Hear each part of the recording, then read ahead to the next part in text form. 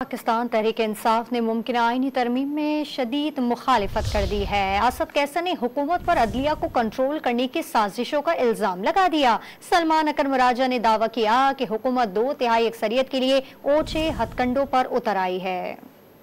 पाकिस्तान तहरीक इंसाफ जजिस की मुद्दत मुलाजमत में तोसी समेत मुतवक्के आईनी पैकेज के खिलाफ फट पड़ी। साबिक स्पीकर कौमी असम्बली असद कैसर ने इल्जाम आयद किया कि हुकूमत अदलिया को कंट्रोल करने के लिए पार्लिमानी रिवायत को पैरों तले रोंद रही है। तारीख की बदतरीन आईनी तरामीम होने जा रही है। असद कैसर ने हुकूमत के पास आईनी तरामीम के लिए 2/3 अक्सरियत न होने का दावा भी कर दिया। रहनुमा PTI सलमान अकरम राजा ने फैसलाबाद के MNA सादुल्ला बलोच की गुमशुदगी का हवाला देते हुए हुकूमत पर अरकान को अगवा करके और दबाव में लाकर 2/3 अक्सरियत हासिल करने की कोशिश का इल्जाम आयद कर दिया।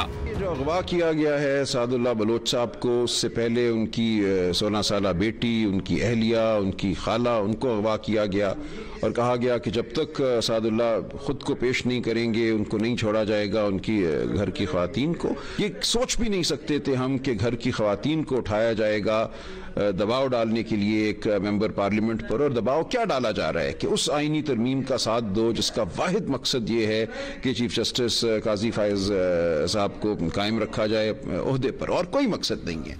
रहनुमा PTI लतीफ खोसा ने दावा किया कि हुकूमत के पास आईनी तरमीम के लिए 2/3 अक्सरियत ही नहीं, इंडिपेंडेंटली हर हाउस के यानी 342 कौमी असम्बली के मेंबरान की 2/3 चाहिए आपको।